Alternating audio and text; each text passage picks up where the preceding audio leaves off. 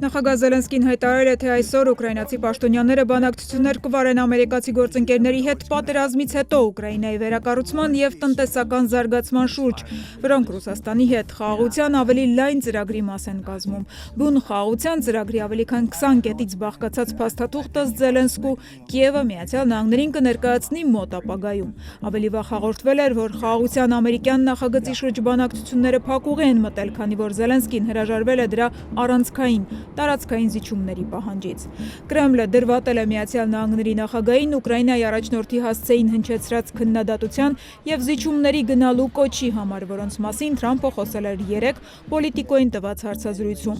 ՆԱՏՕ-ին անդամակցության, տարածքային և այլ հարցերի վերաբերյալ Թրամփի մեկնաբանությունները համապատասխանում են մեր ընկալումներին, ասել է Պուտինի խոսնակը։ Դմիտրի Պեսկովը նաև ողջունել է Ուկրաինայում ընտրություններ անցկացնելու Զելենսկու պատրաստակամությունը, ընդգծելով, որ դա համապատասխանում է նախագահ Պուտինի բազմիցս հնչեցրած կոչերին։ Ուկրաինայում նախագահական ընտրությունները ժամանակացույցի պետք է անցկացվեին անցած տարի, սակայն Կիևը մինչ օրս հայտարարում էր, թե ըստ օրենքի ռազմական դրության պայմաններում քվեարկություն չի կարող կազմակերպվել։ Երեկ, երբ Միացյալ Նահանգների նախագահը պնդեց, թե Ուկրաինան պատերազմի պատրվակով խուսափում է ընտրություններից, Զելենսկին հայտարարեց, պատրաստ է փոխել օրենսդրությունը և գնալ քվեարկության, պայմանով, որ Միացյալ Նահանգները և եվրոպացի դաշնակիցները երաշխավորեն անվտանգությունը ողջ ընտրությունների ընթացքում։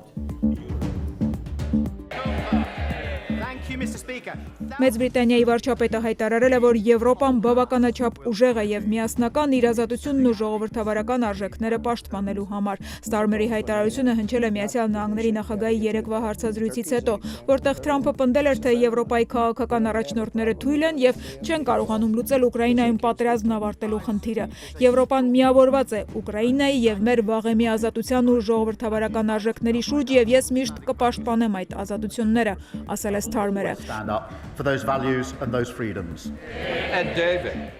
Գերմանիայի կանցլեր Մերցն իր հերթին պնդել է, թե Բեռլինը ցանկանում է գործընկերական հարաբերություններ ունենալ նահանգների հետ, բայց պատրաստ է նաև վերանայել տրանսատլանտյան հարաբերությունները։ Ես մնում եմ իմ համոզմունքին, որ Ամերիկան նույնպես պետք է շահագրգռված լինի աշխարհում գործընկերներ ունենալով, հայտարարել է Մերցը, հավելելով. մենք միաժամանակ պատրաստվում ենք այն իրողությանը, որ տրանսատլանտյան կապերը կարող են փոխվել։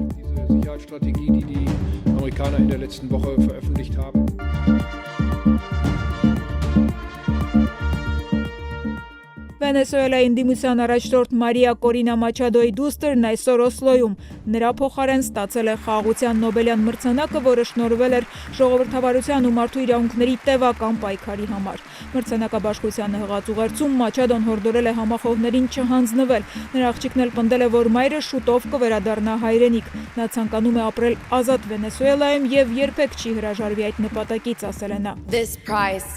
carries profound meaning. It reminds the world that democracy is essential to peace. Նոբելյան մրցանակի այս տարվա դափնեկիրը տարիներ ի վեր պայքարել է Վենեսուելայի սոցիալիստ առաջնորդ Նիկոլաս Մադուրոյի դեմ, փորձել առաջադրվել 2023-ի նախագահական ընտրություններում։ Իշխանությունները սակայն 15 տարով զրկել են նրան առաջադրվելու իրավունքից իշխանազավթման ու բռնության կոչերի մեղադրանքով։ Today we celebrate an achievement that belongs to Italy, but that enriches humanity as a whole.